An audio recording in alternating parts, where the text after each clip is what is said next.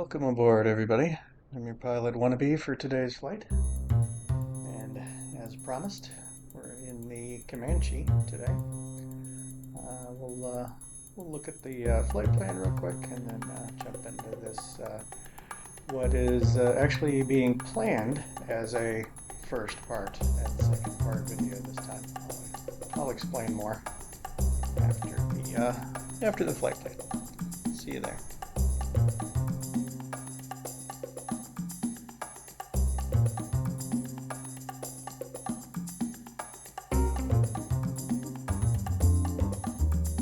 In the sky vector once again. We're going from where were we anyway? I remember it was the one we missed. What was it? Yeah, Vermont, Montpelier, Vermont. And we're going to be going down to Boston. It's not very far. It only should take about an hour, supposedly. What should we talk about first here? Yeah, we're going down to Edward Lawrence Logan International. So Logan International in Boston.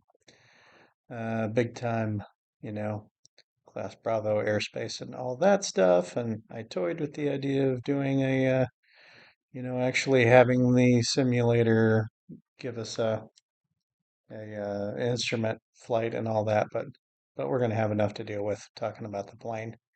So we'll do that again another time. But I guess let's talk about the weather. I looked at the wind, and the wind's pretty gnarly actually. But when we turn this corner down here and are headed towards the airport, it'll be mostly a tailwind, which is nice. But we're going to have a fairly hellacious crosswind the whole rest of the time. And then when you hit the button to show turbulence, it's everywhere, turbulence. So that'll be fun. And then also, what else? One of the weather ones. Oh yeah, this one makes it look nasty here, and this one's sort of in between. So yeah, it's probably going to be a terrible landing.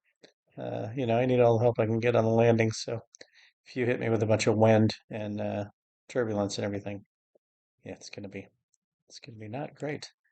The elevation of the airport we're headed to is only 19 feet, so that's essentially zero. Of course, it has a control tower because it's Logan International. Let's see, the ATIS is 135.0. I guess I'll write that down since you guys never help me remember. So 135.0. Okay, and I'm sure it's got multiple runways. Oh yeah, giant runway there.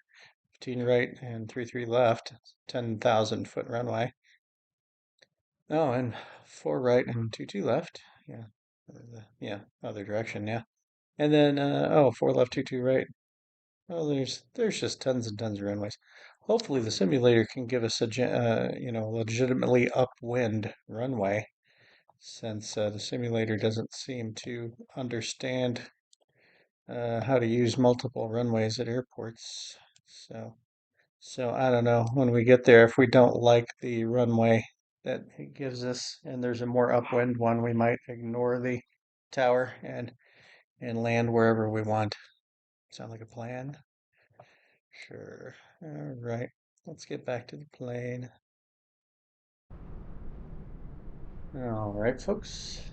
Yep, this is the Piper Comanche from A2A. I think it's A2A Simulations, maybe, but I don't know. At least they let you get your own registration number, your own tail number on all the liveries, which is nice. But yeah, this is certainly when it came out, it was the most uh, detailed uh, GA plane for the simulator, certainly for the Xbox by the time it hit the Xbox.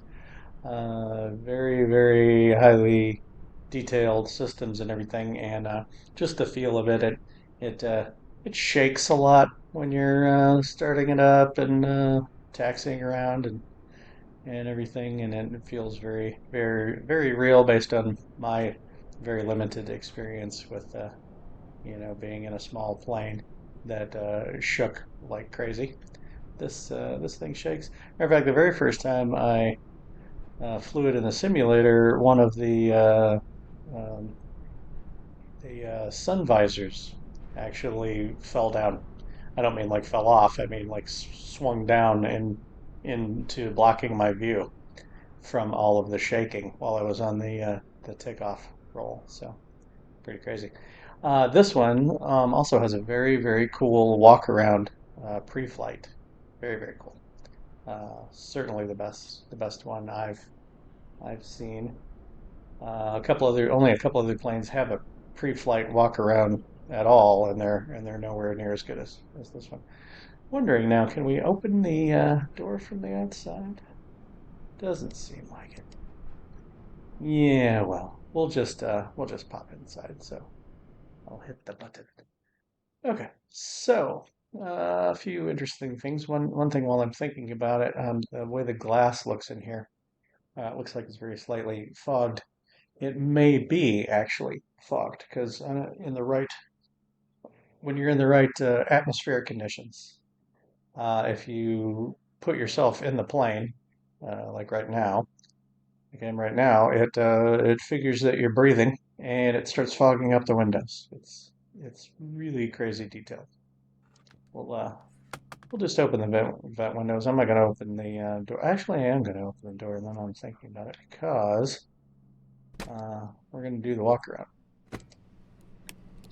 Oh, wow, where to start here? Let's start with the tablet. It's a very cool tablet. You can move it around wherever you want. I like it down here like it's in my lap.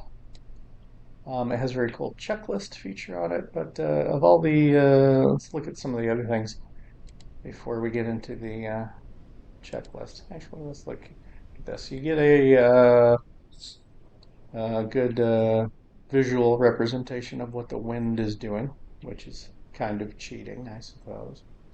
You get all this weather information from the tablet, which is cool. You get this is where you get the inside temperature of the plane, 65 degrees right now, so not terrible, but not warm either. It gives you other information, it'll live give you your true airspeed and your ground speed and all of that kind of stuff, as well as give you your endurance on the fuel that you have chosen and all of that. Oh, and you got all your speeds and stuff down here, which is good because I don't remember all of my speeds and stuff. Actually, max flap extension 125, max gear operation 125, max gear extended 150. Okay, good to know. Approach 100 miles per hour. Final flaps extended 85 to 90. Sure, that's cool. Anyway, you have gobs and gobs of things you can do with this tablet. It's just insane. I've got it set up with a Garmin 530 and 430 combination because short of having two GTN 750s, that's my favorite combination. Actually, if it came right down to it, if someone said, okay, you can have a Garmin 530 and 430 combination or one GTN 750, yeah, I'd probably take the one GTN 750, but still. You can switch it to be just a 530 and some other radios and junk, or just a 430 and some other radios and junk. Or you can just have all junk. Here, I'll demonstrate. Yes, maybe we'll do it sometime where we fly around with just radios and just use VOR navigation, but we're not going to do that today, and we probably wouldn't do it in this plane. But there it is. What it looks like it's just junk. Okay. Um, this shows, where you can actually use the parking brake, wheel chocks, tie downs, all that kind of stuff. But we're gonna take care of all this stuff manually while we're doing the walk around. This one also has a headphone simulation, a noise canceling headphone simulation. You can also activate by clicking on the jacks over here where you would plug in the headset anyway. Um, there's just gobs of stuff on here. I'm not going to talk about everything because the way I figure we're doing this anyway is I'm going to make part one of this video. Uh, I don't know, maybe just to the point where we're ready to take off. And then part two will be the actual flight and the landing because I notice lots of times when I do a two-parter, the first part's way longer. If I try to do a two-part and we break the video while in say the cruise or something, the first part's always way longer. So I'm thinking we'll either go to the point of where we're ready to lift off, or we'll go to so far as to take off, and then end part one, and then part two will be the whole rest of the flight. Anyway, back to this. You can use an engine heater, and I say can, depending on where you're trying to take off from, you will have to use an engine heater. In the past, there was when I first got this plane and I was using it all the time. I was headed in Colorado, and it was like wintertime, and it was, I don't know, 15 degrees or something, and I didn't think I was ever going to get it started. Because even if you use engine heat, it's not like it's instantaneous. You don't hit the engine heat button and then the engine's warm and ready to take off. You have to hit the engine heat button and then go have coffee or make breakfast or something. It's going to take a couple hours before it like warms up the engine. It's crazy, crazy detailed. You can put the plane up on jacks and watch the landing gear go up and down. This little T here is the for putting the tow bar on the front, and you can use your controls then, like your yoke and everything, to push and pull the airplane around. Although the last time I tried it, it caused my Xbox to crash to the dashboard, but that was several updates ago. Probably won't still do that. We might tinker around with it. I don't know. I might forget too. We'll see. But you can set the plane to cold and dark, which already is cold and dark, or you can auto start it, and then you've got just gobs more choices to make down here. This is the wear rate, for things to wear out and everything, failure rate, normal, all of that. It's just crazy. Fuel and payload. We'll actually get back. Actually, I need to get a co-pilot in here for because when I do the walk around, we're gonna pretend that the co-pilot is doing stuff in here that we want her to do, as far as like turning lights on for us to see the lights and stuff like that. So we'll get the co-pilot in there. We're gonna take care of the fuel while we're out there too. Although you can choose, light, medium, or heavy, just for uh, generic amount of fuel. This is one of the planes that doesn't respond to using the in-sim weight and balance page. It will only respond to this, only responds to the tablet. So no point in looking at that typically. But you do get, your info here, what your current weight and all that stuff is. So that's good. Oh yeah, this is an interesting page as well. You can choose to not have the tip tanks on. You can change which kind of propeller you have. You can add or remove all these little aerodynamic features, stabilator tips, wing gap seals, stuff like that. All of this stuff. You can add more soundproofing, which I don't bother. You can overhaul the airframe if it's broken. Overhaul everything if it's broken. Oh yeah, yeah. This is set to new right now. We're gonna switch it to used. See, I'd flown this plane a bunch before, and I had a used one, and I actually crashed once due to icing and poor visibility. Maybe I'll tell that story later. But anyway, it's one of the few. As far as I know, it's the only plane in the simulator that shows itself damaged after a crash. You can leave landing gear up and belly land this, and it'll be sitting there on the ground with bent up prop blades. It's really crazy. Um, I suppose I should point out, since we've been looking at it a lot, this is the control lock. Yes, it's just a bungee strap. We'll go ahead and get rid of the control lock so we can move things. Move this ancient looking yoke. Yeah, I guess this plane's modeled this add-on plane is modeled after a real one that is a 1959. So yeah, it's a little old. Let's see, what were we? What was I coming over here to look at? Hmm, I got too excited. No. Oh yeah. So I had had a few hours on this plane before, and of course, when I had to uninstall it and reinstall it, it zeroed out everything. So I've got a clock over here that is only at point 0.3 of an hour and point 0.2 on the engine. And that was just from my little shakedown flight earlier to reacquaint myself with it. But I had time on it before, and I had gone with the used setting so that it wasn't it wasn't an airplane you got out of a time machine from 1959. It was more like a actual 1959 airplane from now. So we're going to hit used. This will reset the persistent state of your aircraft. Are you sure you wish to continue? Yes. Okay. If you choose auction here, it will give you a plane that's much more crappy in random ways. So that's kind of fun if you want to role play that you're you know a ferry pilot that's going to go move one of these, and you just hit auction and then see if you can actually make it to where you're going without the plane crapping out on you. Since we switched to used, let's see what we've got here. Looking at the engine, we can inspect it.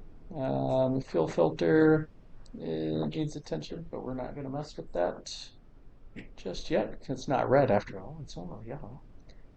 Um, Also on this page, you'll see the shows the oil level, which that should be fine, 9.7 quarts. But we'll be checking it with the dipstick on the walk around. And the oil grade also, you're supposed to change what type of motor oil you use depending on the temperature and weather and stuff. So crazy. Spark plug wires, and you can clean the spark plugs. You can decide whether you want fine wires or massive wires. I don't remember. I don't remember what the pros and cons are of each. I seem to remember that massive was better, but that was probably just my opinion, which is not worth the not worth the paper it's printed on. But anyway, you can overhaul the engine here as well. We'll overhaul everything. So engine analyzer. This is kind of like the Duke, where it shows you things in motion. It's not quite as detailed as the Duke, but still cool. And then the electrical system. Yeah, our battery looks like it sucks, so we better get the engine started on the first try, or it's going to kill the battery, and then we'll have to like jump start it or something, overhaul it. Yeah. Anyway, so that's where we are on that. So if you go back here to the flight info page, it's where you can get the checklists. Before engine start, pre-flight complete is the first thing. So for pre-flight, we're going to do the walk around. So the first thing we should probably do. Oh yeah, see, look, it's a used plane, and now I've got a dangly sun visor. That one or both of these are going to fall down while I'm trundling down the runway. Anyway, we'll look around inside here a little bit. So this is the elevator trim. It's a big crank handle above your head. So I guess if you need to move it a lot, you'll look like you're pretending to be a cowboy, uh, you know, twirling a lasso over your head. But yeah, this is the interior. Uh, we can add backseat passengers, and I think it will show them. Let's try that real quick before we do the walk around. There's also a button somewhere for showing the passengers or not showing the passengers, and I don't remember where that button is.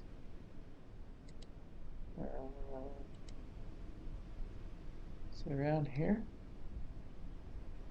I'm not going to look too hard for it because I'm hoping that it's just on already.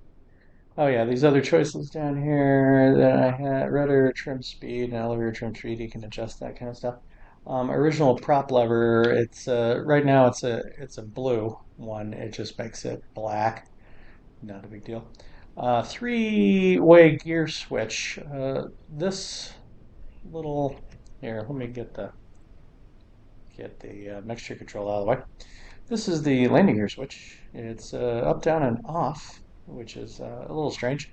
I'm assuming that when you bring the landing gear up, you know pull it in the up position until you know it's all the way up, and then you switch it back to off. And then when you're getting ready to land, you put it in the down position until you get the green light that they're down and locked, and then you switch it back to off. Um, but as I've discussed before, getting three position switches bound to any hardware has so far been an impossibility to me. So that's probably why they had this three-way gear switch set this way, so that it's just an up and down proposition. See, this is my hardware moving it just up and down. If this is activated, then it only goes to off, which is not, not all that helpful. Where were we? Oh yeah, I was looking for the button to show passengers. All right, let's just try it. Let's go to, you'd think it would be here. Update digital engine monitor. Oh, that's for when you add fuel. I'll have to remember to come back to that. That's if you don't want to, if you don't know how to use these two buttons to add the fuel to this engine monitor.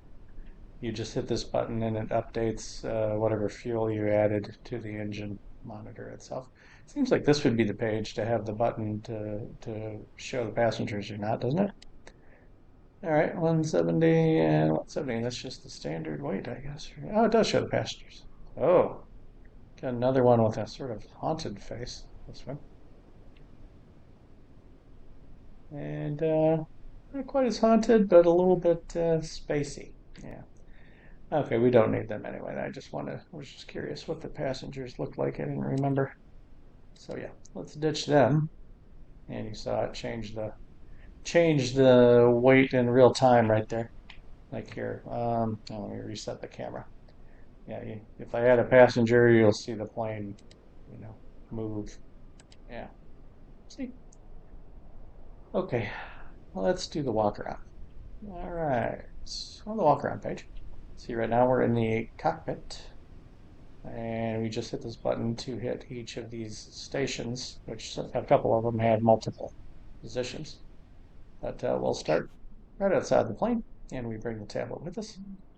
First thing you're supposed to do is jerk the flaps around, make sure they're connected. I had to fix the flap before. I was flying this plane around, and every time I was out here jerking it around, I was noticing it was getting looser and looser.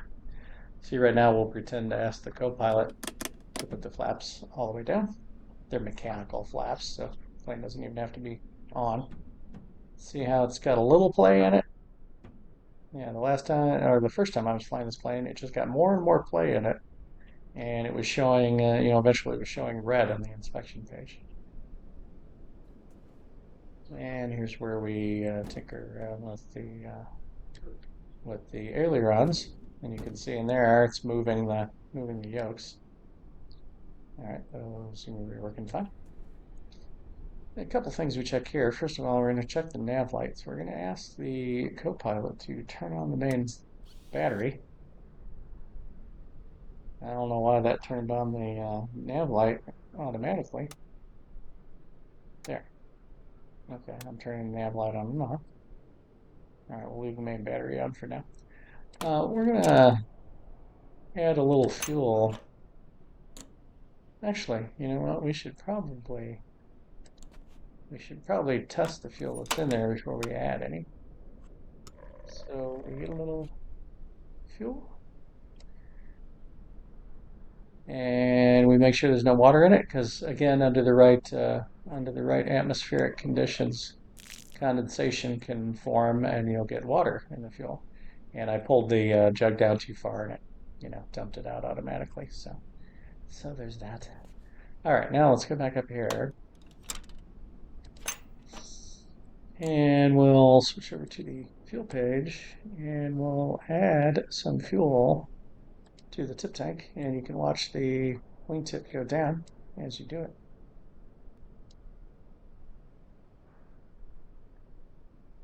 Okay, yeah, I think that's enough.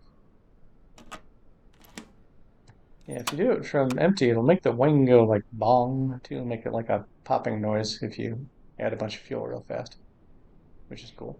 Just occurred to me, I didn't set the parking brake. Let's pretend that we asked the co-pilot to set the parking brake. There it is, right down there. Parking brake. Okay. Now we'll go back out to where we were. Okay, so we got the parking brake set. Yeah, we already did that. Okay, and we're going to check the, let's see, right-hand landing light. I clicked the wrong switch. There we go. Blinding light. That seems appropriate. Need to get rid of this tie down. Oh, no. Next thing. Oh yeah. We're supposed to look and make sure that we've got fuel here. And yeah, we can see the fuel is up there. If it needs fuel, this would be the point where I'd switch over to the fuel loading page and add fuel to it. But it's already full, so we'll put that back. Maybe something else that I forgot to do in the cockpit, which we'll have to pretend to ask the co-pilot to do. And that is turn on one of the fuel valves. Right here, let's get rid of the chock on this side. Can't check the tire though, which there's another plane that we might get into at some point where you can actually like kick the tire, and when you hover over it'll show you the PSI in the tire and stuff, but not on this one. All right, yeah, this is where we're testing the main fuel, except the only way we can test it is if at least one of the fuel valves is opened, because this is testing like at the crossover point. So if I didn't turn a fuel valve on, yeah, we get nothing. Okay, so let's pretend we ask the co-pilot, oh, hey, turn the fuel valves on for me. I guess you're sort of not really supposed to turn on both fuel valves at the same time because they'll, I don't know, it seems like a good thing to me. They'll equalize, but when you're flying, you're supposed to be only using one at a time, one tank at a time. But I figure we should open both for checking for water in the fuel system, and then I'll fix it when we get back in the cockpit. Okay, let's try this again. Yep, we got fuel that time. Yep, looks good. All right, next up. I used to think there wasn't a reason for this part because you can't do anything. I thought maybe you could, screw with the propellers, move, like turn the engine over a little bit or something. Which, by the way, like the DA-42, this has nice wear on the leading edge of the propeller. And obviously has an electric de-ice on the propeller, which is, I believe, all the de-ice you get on this plane. Hence me crashing one time because I got it all iced up in the mountains. Yeah. Anyway, I used to think there wasn't a reason to be here because you can't really do anything. Except one time, I found a rag, like a greasy rag, in one of the intakes that I had to click on to get rid of. So yeah, there's a reason to be here after all. Here we're going to check the oil. See, this is where it tells you what temperatures you need to switch to what grade of oil or whatever, and I'm not paying any attention to that right now. We're just going to see if we can get out of here. I'm more worried about the battery than anything else.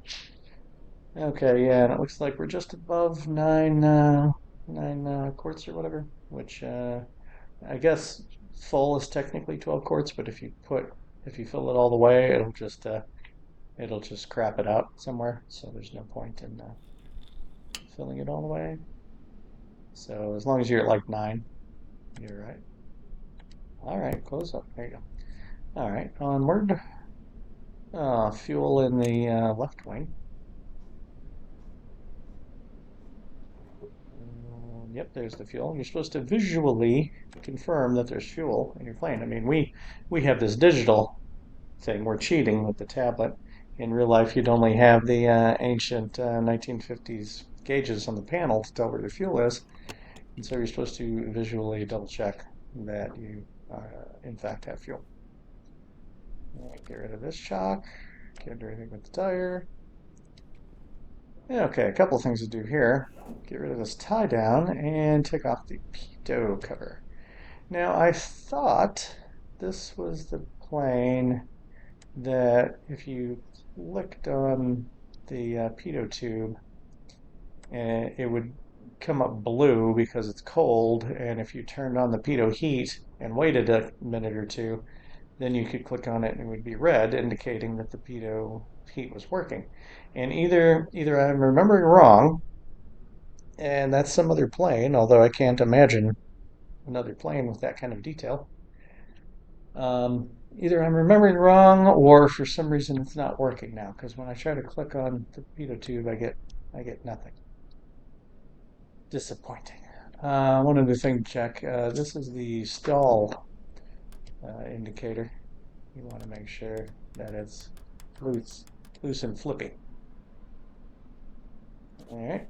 And here's the left-hand landing light. Nice and blinding. And we need to check the red nav light on this side. Oh, I forgot. I wanted to check the fuel first, and then we'll add some. Yep, no water in it. And we'll ditch it. Seems kind of bad for the environment, but sure. We'll throw a few gallons in here. Match the other side when I got 6 gallons on that side. Yeah, so just 2 gallons. Let's see if I can make it make the noise. Fill it all the way up. Oh, there it was. Did you hear it? Bong. Yep. I guess that's a very real life thing. All right, there we go. Match the other side.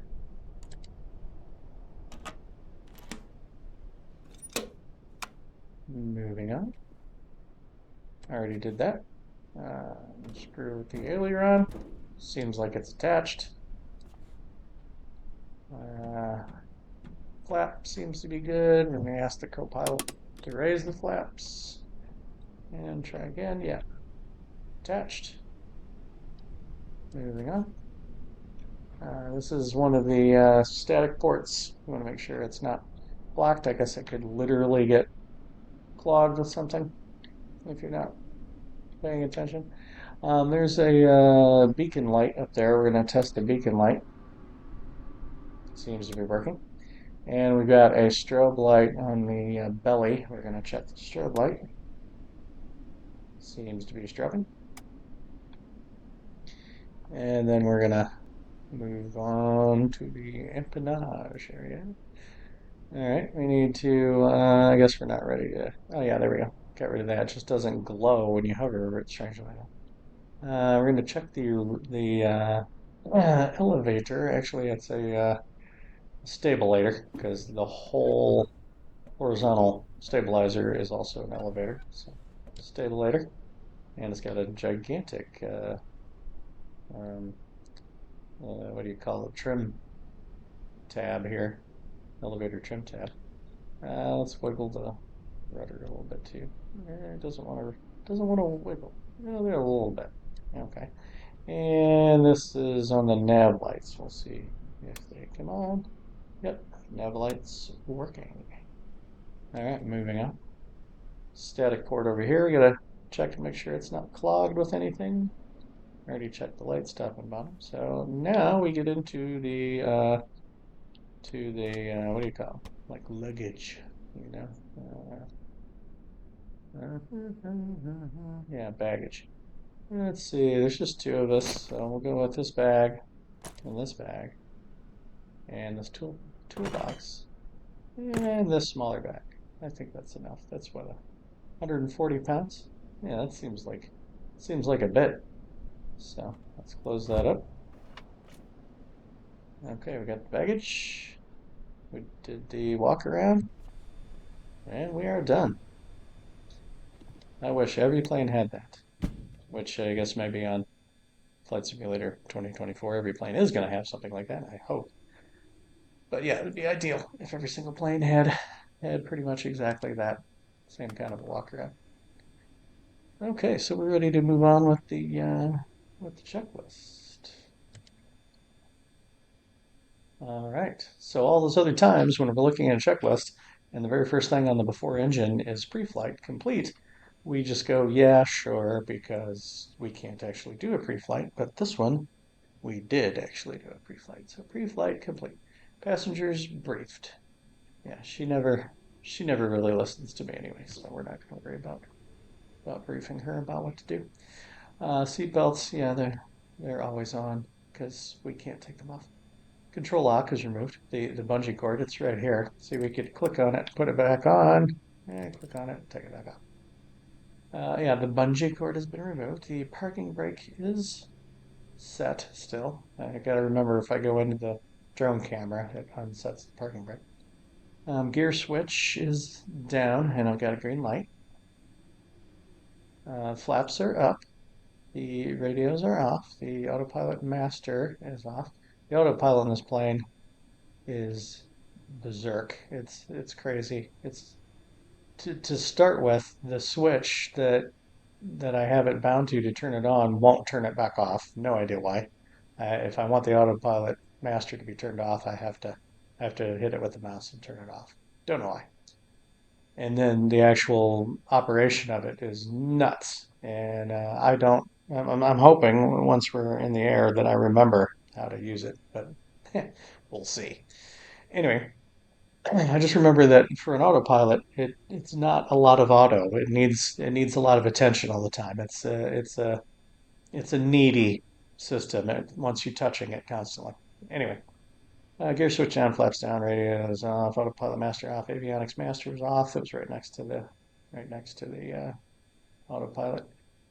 All electrical switches off. Well, I've got the main master switch on, and we're gonna leave it that way for now. Although, you know what? I was complaining about the battery looking low, so let's turn that off. Electrical switches. So all of these brightly colored switches are off. I guess I technically should put the autopilot switch in the off position. Hopefully, I remember to flick it back at. Well, I guess it won't matter. It's in the off position. Then when I hit up on mine, it should on my physical switch, it should put it up, right? Yeah. Okay. So let's put that in the off position. Very good. There's no other actual electrical switches over here, but while we're over here, we'll check these couple of circuit breakers that we've got. That's what they look like when they're blown, as you get a white strip. Uh, oh, you remember you could open the glove box. Nothing in there. Okay, glove box. So, Kevin, the climate control, not a big deal here. You're going to kind of vent, defrost, cabin heat, full on. Got a lighter in case you're smoking, and cabin vent. I guess it's probably cabin vent for the pilot side and cabin vent for the co-pilot side. But then you also have these vents here, which make a whole lot of air noise when you try to use them, and you can like direct them around. It makes a bunch of air noises. Open the ashtray? Oh, you can't open the ashtray. That's crazy. You can't engage the lighter, but you can open the ashtray. Oh, because I picked used. It's got a bunch of hours on it now. Haha, look at that. Cool. Okay. Yeah, but you got the primer, which we'll get into, carb heat, which we'll get into, of course, the power management controls, parking brake, starter, magnetos are set to off. Let's check all the other circuit breakers. Not that there's that many. You've got this row of circuit breakers down here that all appear to be in and good. So, back to the checklist. All electrical switches off, circuit breakers in, rotating beacon on. Okay, rotating beacon on. Not that the main battery's on, so you know. You start. Fuel selectors to desired tank. Let's turn the right tank off. Right, so we're using the left main tank now. Left main tank. Yeah, I really don't remember how the fuel system works. We're gonna just wing it. Fuel selectors desired tank. Mixture fully rich. You got it. Throttle cracked. You got it. Prop full forward. Check. Carb heat off. Oops. Here's the carb heat. And there's off. Master switch on. Here. Master switch on. Can hear the beacon light twirling. Fuel pump on. Sure. Fuel pump on. Fuel pressure check. Where's my fuel pressure? I believe that's the fuel pressure. It's slowly rising. Rising, rising, rising. Cool. Fuel pressure check. Fuel pump off. Okay, fuel pump is off. Primer, 125 strokes. What's our outside air temperature? Needs more strokes the colder it is outside. Let's see our outside air temperature. Where did it go? 64 degrees Fahrenheit. So let's just do 4. So you got to use the mouse wheel to unlock the primer and then click it to prime it. So 1, 2, 3, 4. And like I said, we better hurry or we're going to kill the battery. Mags to both. Mags to both. Start engage and then check the oil pressure and then lean as required, which oil pressure gauge is there. Okay. Okay, now watch this baby shake while I start it. I'm gonna hold the brakes too while I'm at it. Come on, baby. The battery's not so good. You gotta start. There we go. It's alive. Oil pressure jumped right up. That's good. Okay, I'm gonna let it run for just a second before I lean it out already. Switch to the taxi checklist. Okay, same deal as on the 310 for leaning for taxi. I'm gonna watch the RPM gauge here. You know what? I'm gonna turn the avionics on. By the way, get that warming up. Okay, I'm gonna watch the RPMs here, and when the RPMs start coming down, I'm gonna stop leaning it. So I'm pulling, and it's starting to come down. All right, now I'm gonna back it off to 1,000 RPMs even. All right, and I'm gonna get that to stop blinking at me because the oil temperature is probably too low. I don't know what all this means. I didn't completely learn how it worked before I stopped flying it. Now it's been forever since I flew it. Gallons per hour, that's handy. Okay. Alright, back to the checklist. The taxi primer locked. Yeah, you want to make sure that this is locked. Not that it'll rattle out. In real life it will, but it won't in the simulator. So just the same, you want to lock that. Avionics master on, did it. Ammeter check, make sure that we're charging. Yeah, there's no separate, oh, this thing's loud. I think we're going to do the, oh wait, we could just close the windows, I suppose. That might help to start with. Yeah, getting sidetracked here.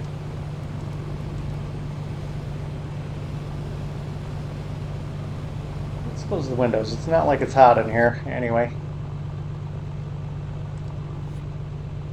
Oh, it's a little better. Okay, so there's no separate switch for alternator or generator here. It's just always on, so you make sure it's charging. It appears to be charging. We could look on the maintenance page. Yeah, it's charging. We'll see if this battery ever turns green. If it never turns green, it means we need a new battery. Anyway, back where we're ammeter, radio's on. Okay, more or less did that. Transponder as required, so let's turn it on to standby. We're gonna leave it at 1200. I think we're gonna leave it at 1200. Although we're gonna fly at, I think, yeah, we'll go ahead and go up to 7500. I think we're gonna go up to 7500 for this flight. Anywho, Transponder. Altimeter set. Okay, for the field conditions. See, it's on the standard 2992, but we're going to check the local. And how do we get on here? Let's see, automated weather. There we go. 2984 is all we're really after. So switch that back. And get rid of that. 2984. Yeah, I don't have a knob set up for this, so I'm going to have to always do it manually. Yeah, it looks like 2984. Is that the only altimeter we've got? Yes, it is. Okay. Alright, altimeter heading indicator set, which I think we're taking off on runway 23, so I'm actually going to set the CDI needle to 23. I think it's 23. We'll find out when we get there. Oh, you know what? I have to put the flight plan in the Garmin's. Yeah. This first part will take a little while, won't it? I guess I can let go of the brakes now. Okay. Altimeter heading indicator. We'll come back to that. Landing gear lamp green. Yep. Nav lights is required. That's for taxiing. Parking brake release. Brakes.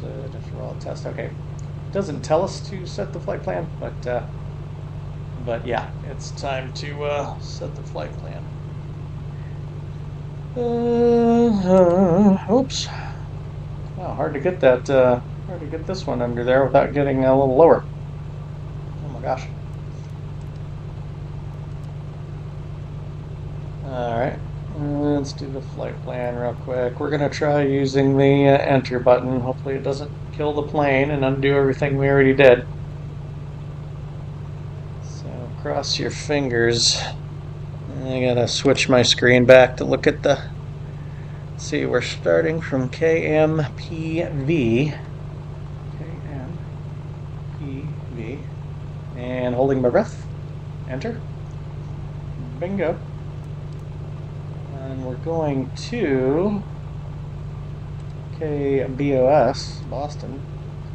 That one I know from memory. KBOS, Boston. Bingo.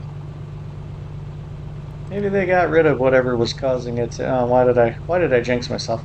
Starting to say maybe they got rid of whatever was causing that glitch to where hitting enter killed the plane, and I say this before I'm done entering stuff and having to hit the enter button. So that was not smart. LEB. Enter. Okay. And then finally, yeah, only 2 waypoints on this. It's not a very long flight. GDN. Golf Delta Mike, looks like. GDM. Enter. Okay, it worked. Awesome sauce. Okay, we are good. We got the flight plan in. And so that means we are actually ready to taxi. Alright, turning the nav lights on. Yeah, it's a little weird knob switch that is also the panel lights. It's very strange.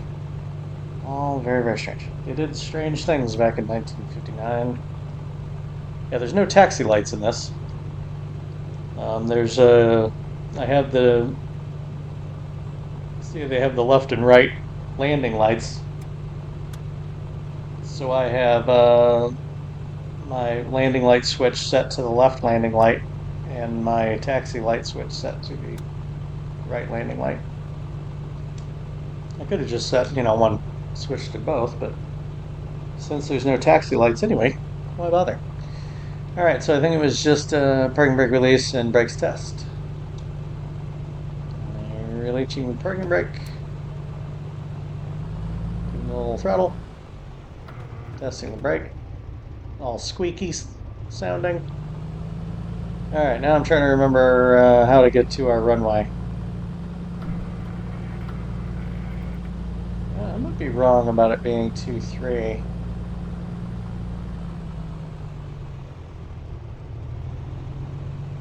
Yeah, let's stop. Let's set the parking brake. Now I'm going to go to the drone camera. Okay. Yeah, our runway's down there because... Or has the wind shifted? Oh, the wind's shifted. All this time I've been yakking. The wind has changed direction. Look at it now.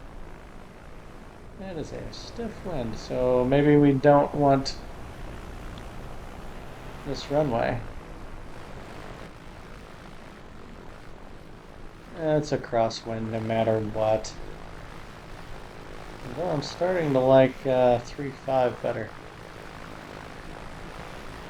Okay, change of plans. Alright, we're going to 3-5. Liking 3-5 better.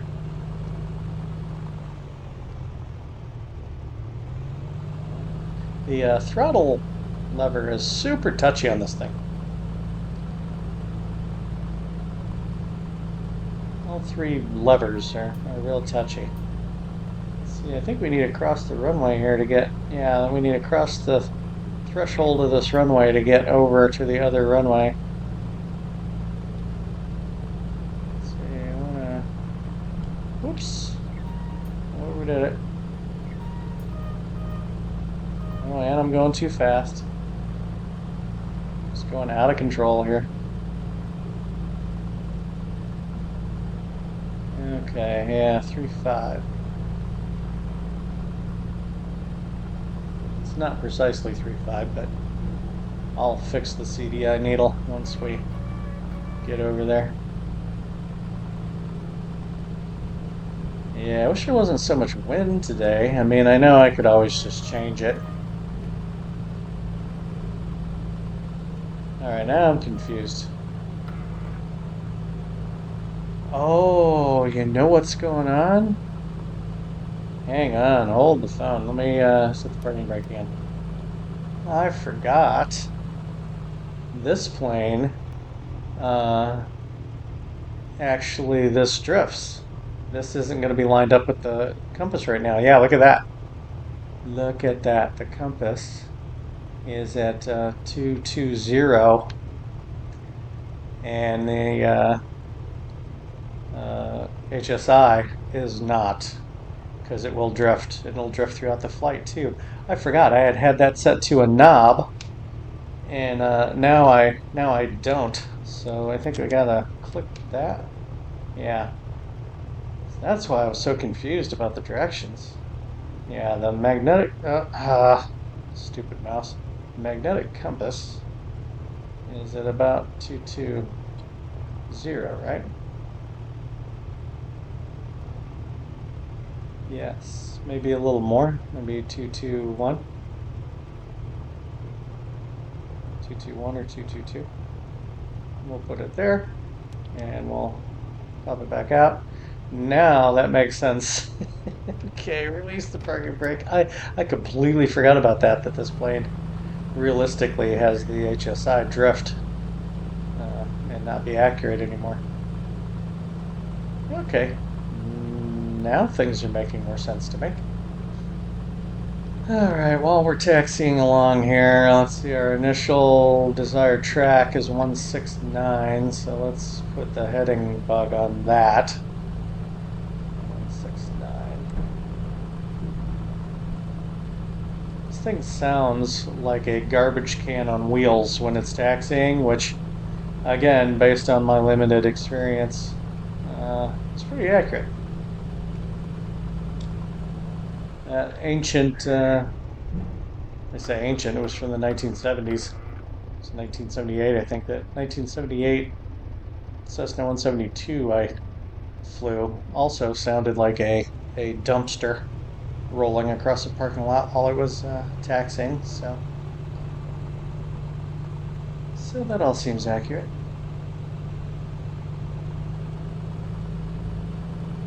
Alright, baby, let's get down the other end here. At least we're getting our temperatures up. Oil temp's up now.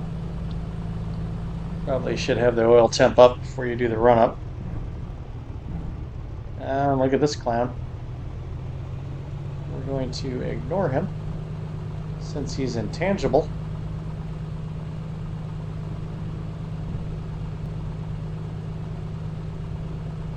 I don't remember if you're supposed to have flaps for takeoff on this. Considering the amount of wind we've got, I think I'm going to keep the flaps up for this takeoff.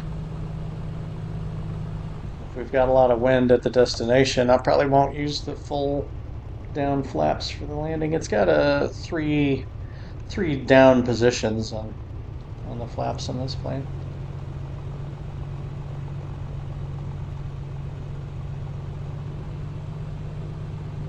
Okay, we'll do the run up, and then I will think about splitting the video there. I think at this point I'm feeling like it's going to make sense to do the takeoff and at least begin the climb, and then we'll call it good for part one, and then we'll get back. Yeah, I think that's what we'll do. I think we'll go so far as to take off and commence the climb. We'll do like the climb checklist. And then we'll end part one and we'll begin part two with the cruise checklist. And then if we have to skip some of the cruise or something, so be it. Let's see, they've got the runway threshold marked back here, which kind of sucks. Man, this thing's squeaky. Anyway, seems like it'd be nice to turn more into the wind, but c'est la vie. Setting park and brake, because that's usually step one on the run-up checklist in every plane. Position into wind. Yeah, I can't really do it right now. Brakes hold. Yeah, well, I turned the park and brake on and I'll hold them. Fuel quantity check. Sure.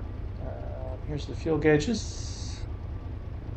Yeah, bingo, bingo. Those, I think, yeah, that's the main tanks, and then this is the tip tanks. Freaky. Okay, main tanks. Why don't we switch? I'm going to turn the fuel pump on because I feel like I have better luck switching fuel tanks with fuel pump on. Let's turn on the fuel pump. Let's switch to the left main tank for the run-up, and then we'll switch back for the takeoff. I don't know why. Just seems to make sense to me. Alright, brakes hold. Fuel quantity check. Fuel selectors desired tank. Well, I did that. Mixture as required. Uh-oh. Uh-oh. Uh-oh, I let the idle stay down too long. And it almost died. Oh, this plane. This plane is so realistic. See how easy it is for a noob like myself to screw this up? Oh, I just noticed how much my audio is going up into the red. I'm gonna turn it down a smidge. Okay. Yeah, I don't know why I was doing that. I thought I had the headset on the same settings as I always have it on. But here it keeps spiking up into the red, and I wasn't paying any attention because I had it on the same settings as I've always had it on. Okay. Where were we? I wonder if I should turn. I don't even really know how to use this, but I'm going to turn it on anyway. Oh yeah, it's the ADF one. Yeah, I'm just going to turn it on just for shits and giggles. Anyway, fuel quantity, fuel selectors, mixture as required. Let's go ahead and get enriching it a little bit for the run up. And throttle 2,000 RPMs. Okay, I'm holding the brakes. Running the throttle up to 2,000 RPMs. And the plane just starts shaking and wanting to go. And we're going to turn on the noise canceling headset right now. There we go. Alright, 2,000 RPMs. Now we got to get this done before the engine gets too hot, since we're not facing into the wind. 2,000 RPMs, good enough. Engine instruments check. Yep, it's getting hot. Everything else is in the green. We've got gyro suction and everything. Sure, looks good. Oil pressure, oil temp, fuel pressure, ammeter, vacuum, yeah, blah, blah, blah. Magnetos. See, this one has you do the magnetos before the prop, just like I like to do in all the planes. So, left magneto, we got a drop of just over 1,000. Right magneto, about the same. Back to both. All right. Prop cycle 3 times, then reduce and hold at 1800 RPMs to make sure that it's holding. So, cycle 3 times. Again, this thing. Oh, why is that talking to me?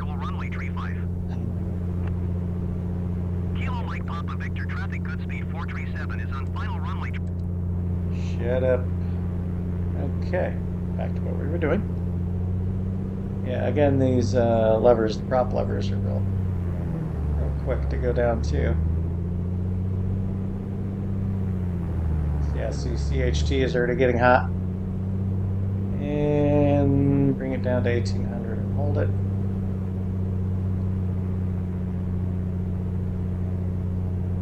It more or less holds. Back all the way, and then, oh yeah, check the carb heat. Watch the RPMs come down with the carb heat on, because you're running exhaust air into the intake, so not as oxygen rich and clean, so it brings the RPMs down. Okay, all right, now let's bring the RPMs back down before we overheat the engine too badly.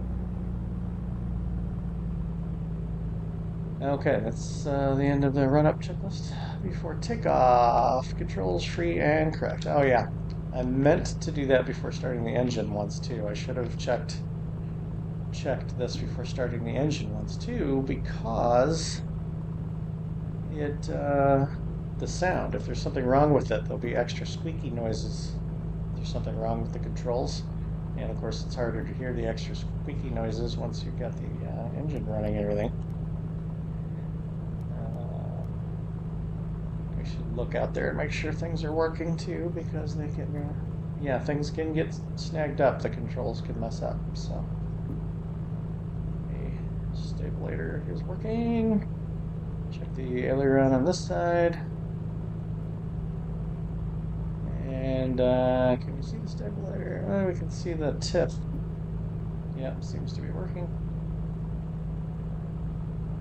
Okay, controls, elevator trim neutral. It's in the spot that says neutral, almost. It's a little nose up from neutral. Okay, there's neutral. Rudder trim as required, which we're gonna go for neutral. Yeah, that appears to be neutralized. Trim door is latched. Yeah, we did that already. Pretty sure. It's latched. Flaps set as desired. We're going to leave the flaps up for this. Fuel selector desired tank. That's right. Okay, let's go back to the left main. Turn off the right main.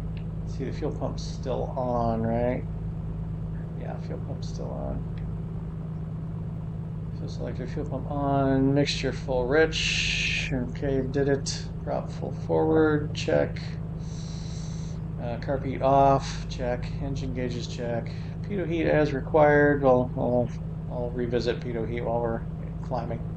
Strobes on. Okay, I'm going to turn on both landing lights too. Okay, so all of the lights are on now. Landing lights as required. Takeoff. Come on, register the click already. Throttle full open, airspeed alive, engine gauges check, rotate at 85 miles per hour. Yeah, note this plane is in miles per hour, not knots, not knots, not knots, but miles per hour. You know what I mean? Not knots. Not knots. Anyway, Positive climb, verify, and then gear up and flaps up. Airspeed VY 105. They want you to be climbing at 105 miles per hour.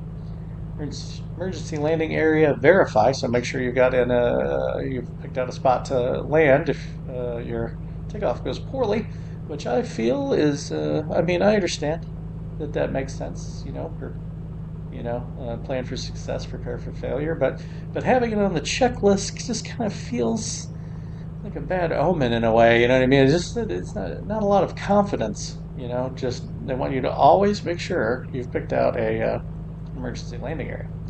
Anyway, so then the climb, fuel pump off at 1,000 feet AGL, what's our altitude now? On the ground is pushing 1,200, so 2,200. Anything above 2,000, I'm gonna figure is good. Power reduce, throttle to 24 manifold pressure, inches at manifold pressure, and 2,400 on the RPM. CHT check, mixtures lean as required, which we'll lean after 3,000, which will be pretty shortly after that. Okay, then we'll come back and revisit the, check out the climb checklist before we call it the end of part 1. Okay, I think that means we're ready. Now, I know when I had the airport frequency on, someone said they were coming in for a landing. I have no idea if they did or not. Doesn't really matter. We're all intangible in this artificial world. So we are just gonna trundle on out to the runway and get out of here.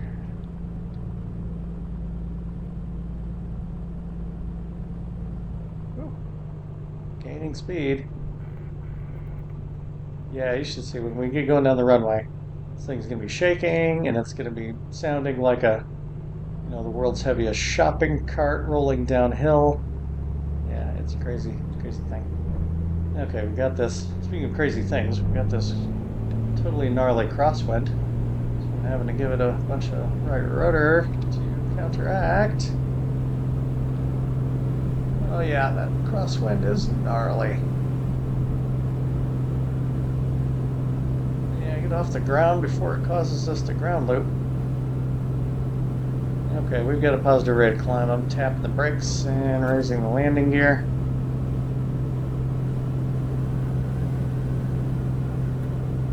Let's see, our desired track is behind us. I think I'm going to make it easy on myself and turn with the wind. But I'm going to wait till we get a little more altitude.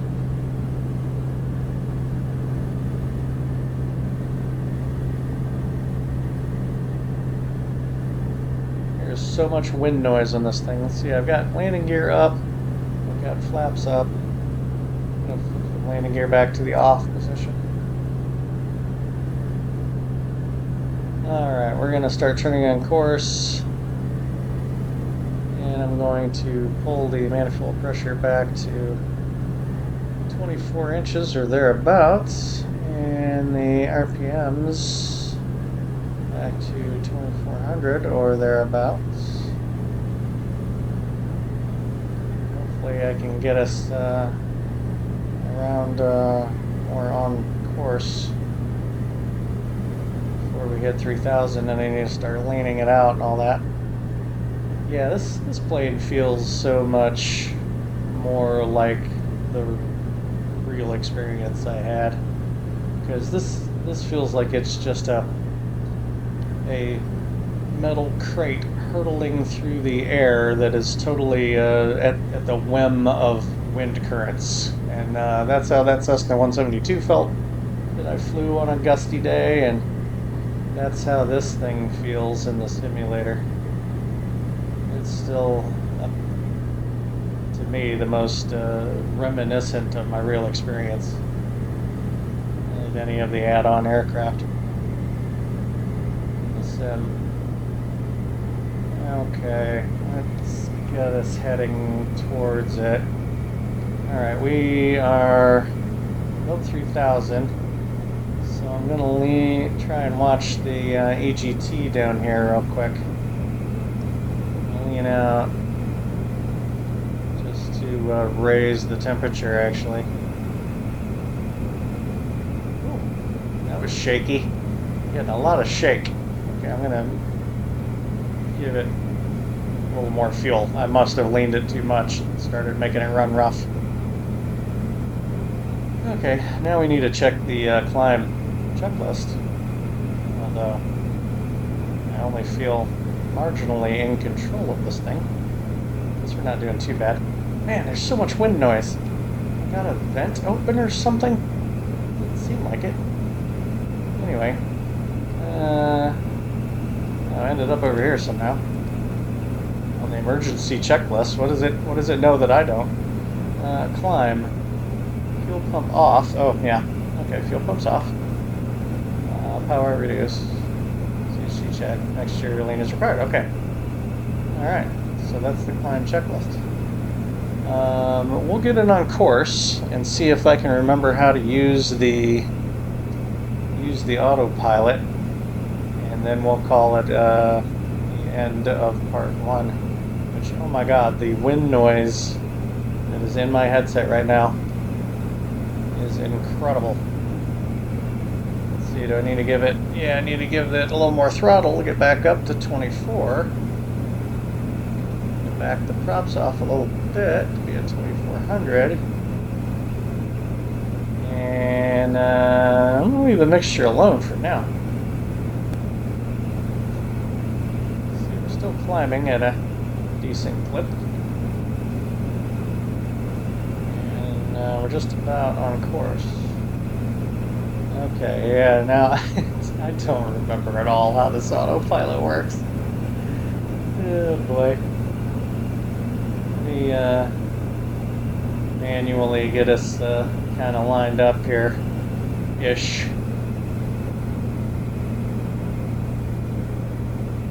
Yeah, we're climbing at a higher rate of speed than what the VY was, but who wants to bust their eardrums anyway? I don't understand that. Okay, the autopilot. I honestly don't even remember where the controls are. Oh yeah, that's right. The autopilot is controlled with this knob right here. So you got the switch over here. Here, let me get rid of the yoke if I can. There we go. So you got the autopilot switch, and then all of it is controlled by this one knob. Oh god. Getting off course. Blown off course here. Stand by. Get straightened out again.